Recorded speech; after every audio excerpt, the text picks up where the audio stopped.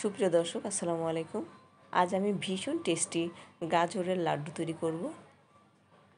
এটা তৈরি করার জন্য আমি 2টা গাজর নিয়েছি।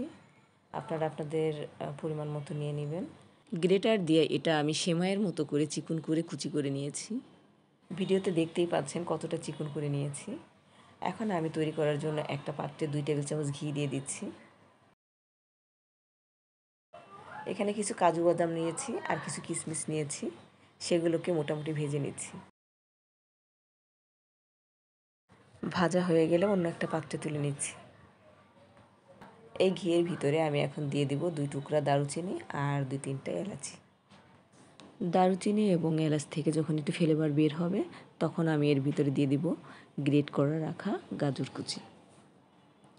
গাজর কুচিগুলো দিয়ে আমি 2 থেকে 3 মিনিট ভেজে নিব, যাতে এর গায়ের থেকে রসটা শুকিয়ে যায় আর কোনো প্রকারের গন্ধ থাকলে সরে যায়। আমি এখানে আরও 2 টেবিল চামচ ঘি দিয়ে দিচ্ছি, 1 চিমটি লবণ দিয়ে দিচ্ছি। এগুলোকে আমি খুব ভালোভাবে ভেজে নিয়েছি। এখন আমি এর ভিতরে দিয়ে দিচ্ছি হাফ কাপ ঘন দুধ।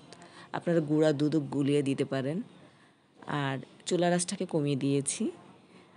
এবার ঢেকে আমি এখানে 5-6 মিনিট সিদ্ধ হতে সময় দিব।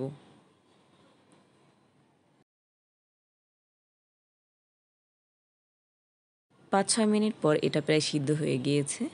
এখন আমি চুলার আঁচটা কমিয়ে থাকবে, এই অবস্থায় নেড়ে ভালো করে মিশিয়ে নেব এবং বাকি যে উপকরণগুলো আছে সেগুলো দিব। এখন আমি এর ভিতরে দিয়ে দিব চিনি।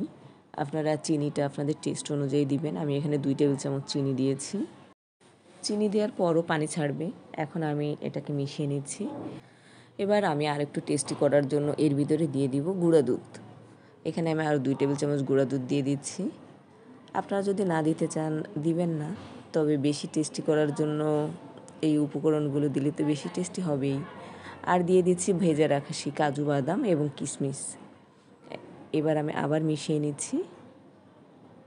লাস্টে আমি আরও 1 টেবিল চামচ ঘি দিয়ে দিচ্ছি, যাতে করে ঘিয়ের ফ্লেভারটাও থাকে। এবার আমি ভালো করে এটাকে মিশিয়ে এর ভিতরে যে পানিটা আছে শুকিয়ে নিচ্ছি।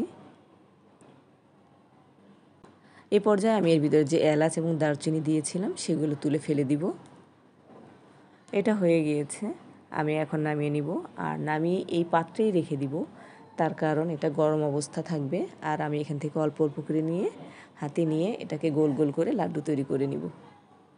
আমি এর ভিতরে কোনো কালার ইউজ করিনি, আর এটার ভিতরে কালার ইউজ করার প্রয়োজনও নেই।